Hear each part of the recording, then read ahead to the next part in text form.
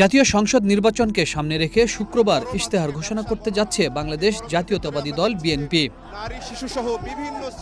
কি থাকছে বিএনপির নির্বাচনী ইশতেহারে? এ বিষয়ে দলটির নির্বাচন পরিচালনা কমিটির মুখপাত্র মাহাদি আমিন জানান, শহীদ প্রেসিডেন্ট জিয়াউর রহমানের ১৯ দফা, প্রয়াত সাবেক প্রধানমন্ত্রী বেগম খালেদা জিয়ার ভিশন 2030 এবং বিএনপি চেয়ারম্যান তারেক রহমানের ৩১ দফা সামনে রেখে নির্বাচনী ইশতেহার তৈরি করেছে বিএনপি। বিএনপি তৃণমূলের ক্ষমতায়নের দল। আমরা শহীদ প্রেসিডেন্ট জিয়াউর রহমানের ঐতিহাসিক ১৯ দফা, দেশনেত্রী বেগম খালেদা জিয়া প্রণীত ভিশন 2030 এবং বিএনপি চেয়ারম্যান জনাব তারেক রহমান প্রণীত ৩১ দফার আলোকে আমাদের নির্বাচনী ইশতেহার নিয়ে কাজ করছি। ইতিপূর্বে ৩১ দফা নিয়ে কিন্তু বাংলাদেশের প্রতিটি শ্রেণী এবং পেশার মানুষের কাছে বিএনপি ছুটে গিয়েছে।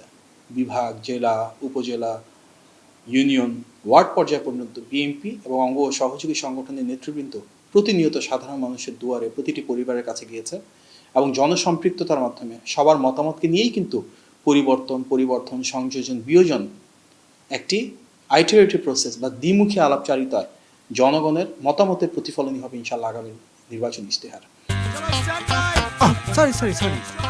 লাইফে কখন কি হয় গ্যারান্টি আছে, তাই ইন্স্যুরেন্স করুন সিটি ব্যাংকে, কারণ ইন্স্যুরেন্স করলে সিটিতে সুরক্ষা পাবেন নিশ্চিতে। মাহাদি আমিন বলেন, দেশের স্বাধীনতা, সার্বভৌমত্ব রক্ষা, জনগণের ক্ষমতায়ন নিশ্চিত ও নাগরিক অধিকার সুরক্ষা করা এবং আইনের শাসন প্রতিষ্ঠার প্রতিশ্রুতি রয়েছে ইশতেহারে। আমাদের চেয়ারম্যান জনাব তারেক রহমান বাংলাদেশে ঐতিহাসিক স্বদেশ প্রত্যাবর্তনের দিন বলেছিলেন যে হি হ্যাজ আ প্ল্যান। সেই পরিকল্পনাটাই কিন্তু মানুষের সমস্যার সমাধান, ভাগ্য পরিবর্তন, যেন প্রতিটি ব্যক্তি ধর্ম, বর্ণ, পেশা, অবস্থানের ঊর্ধ্বে উঠে ভালো থাকেন, নিজ পরিবার নিয়ে সুরক্ষিত থাকেন, স্বনির্ভর হন, সেটাই কিন্তু আমাদের আগামী বাংলাদেশের প্রত্যাশা।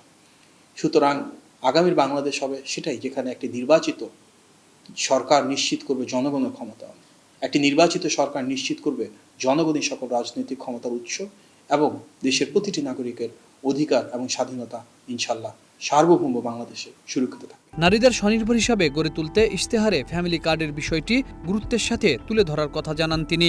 নারীর ক্ষমতার জন্য ফ্যামিলি কার্ডের কথা বলা হচ্ছে, অর্থাৎ বাংলাদেশের প্রতিটি পরিবারের যিনি মূল গৃহকর্ত্রী ওনার নামে একটি কার্ড ইস্যু করা হবে এবং তার মাধ্যমে 2 থেকে 2,500 টাকা বা সমমানের খাদ্যপণ্য প্রতিটি পরিবারের কাছে প্রতি মাসে পৌঁছে যাবে। এটির ভিতর চাল, ডাল, চিনি, তেল, লবণ, আটা, এই ধরনের নিত্য প্রয়োজনীয় জিনিস থাকবে এবং এর মাধ্যমে আমরা চাই এমন একটি রাষ্ট্র ব্যবস্থা যেখানে প্রতিটি পরিবারে নারীকে সর্বোচ্চ অগ্রাধিকার দেওয়া হয়, মূল্যায়ন করা হয়। কারণ ফ্যামিলি কার্ডের এই সুযোগ সুবিধাটুকু তখনই পাবেন যখন পরিবারের যিনি গৃহকর্ত্রী তিনি নিজে রাষ্ট্রের কাছে মূল্যায়নের মাধ্যমে পরিবারের কাছে মূল্যায়িত হবেন। সুতরাং আমাদের মূল লক্ষ্য নারীর সমৃদ্ধি, নারীর সম্মান এবং তার মাধ্যমে একটি সময় নারীর স্বনির্ভরতা। সেই অগ্রযাত্রাকে প্রাধান্য দিয়ে বিএনপির নির্বাচনী ইশতেহারে ফ্যামিলি কার্ড একটি অত্যন্ত গুরুত্বপূর্ণ ভূমিকা রাখবে। শিক্ষার ক্ষেত্রে জোর দেওয়া হবে ডিজিটাল প্ল্যাটফর্ম, অনলাইন সংযোজন, তৃতীয় ভাষা ও কারিগরি শিক্ষা ব্যবস্থার উপর। লক্ষ্য তরুণ ও নারীদের দক্ষ করে গড়ে তোলা। সরকারি ও বেসরকারি খাতের জন্য এবং বিদেশে কর্মী পাঠাতে দক্ষ জনশক্তি গড়ার পরিকল্পনা থাকছে ইশতেহারে। শিক্ষার ক্ষেত্রে আমরা চাই ডিজিটাল প্ল্যাটফর্ম ব্যবহার, অনলাইন কানেক্টিভিটি, তৃতীয় ভাষার প্রয়োগ, টেকনিক্যাল এবং ভোকেশনাল এডুকেশনকে এডুকেশন কারিকুলামে ইন্টিগ্রেট করা। আমাদের মূল লক্ষ্য আগামীর বাংলাদেশ যেন দক্ষতা এবং যোগ্যতাকে সবচেয়ে বেশি প্রাধান্য দেওয়া হয়, সেই দক্ষতা এবং যোগ্যতার মাধ্যমে যেন দেশব্যাপী আমরা কর্মসংস্থান সৃষ্টি করতে পারি। পাবলিক সেক্টরে, প্রাইভেট সেক্টরে স্বনির্ভর হিসেবে বা আত্মনির্ভরশীল হিসেবে গড়ে একটা উদ্যোক্তা হিসেবে কিংবা বহির্বিশ্বে দক্ষ জনশক্তি হিসেবে যেন আমরা তাদেরকে তৈরি করতে পারি। বাংলাদেশের রপ্তানিমুখী খাতে যেন আমরা আরও বেশি কর্মসংস্থান তৈরি করতে পারি। আমাদের এসএমইর যেন বিকাশ ঘটে, যার মাধ্যমে আমরা অ্যামাজন, আলিবাবা, ইবেতে বাংলাদেশ থেকে আমাদের পণ্য সরবরাহ করতে পারি। আগামীর বাংলাদেশের সরকার ইনশাল্লাহ প্রত্যেকটা মানুষকে সেই সুযোগ দিবে। এছাড়াও কৃষি কার্ড, নাগরিকের স্বাস্থ্য ব্যবস্থা নিশ্চিতকরণ, জলবায়ু পরিবর্তন মোকাবেলা, পরিবেশ সুরক্ষায় ইশতেহারে সুনির্দিষ্ট পরিকল্পনা রয়েছে বিএনপির। দেখুন, পরিবেশের ক্ষেত্রে আমাদের নেতা যেমন তারেক রহমান অনেক দিন ধরেই ঘোষণা দিয়ে আসছেন যে 5 বছরে 25 কোটি বৃক্ষরোপণ করতে চান, 20,000 কিলোমিটার খাল খনন কর্মসূচির আমরা নতুন করে শুরু করতে চাই। স্বাস্থ্যের ক্ষেত্রে এমন একটা রাষ্ট্র ব্যবস্থা চাই যেখানে যে কোনো প্রয়োজনে সরাসরি ঢাকায় ছুটে আসা না লাগে। প্রত্যেকটা মানুষ অন্ততপক্ষে উপজেলা পর্যায়ে, সেখানে না হলে জেলা পর্যায়ে, সেখানে না হলে বিভাগীয় পর্যায়ে যার যা সমস্যা খুঁজে পান এবং সেটা সমাধান পান।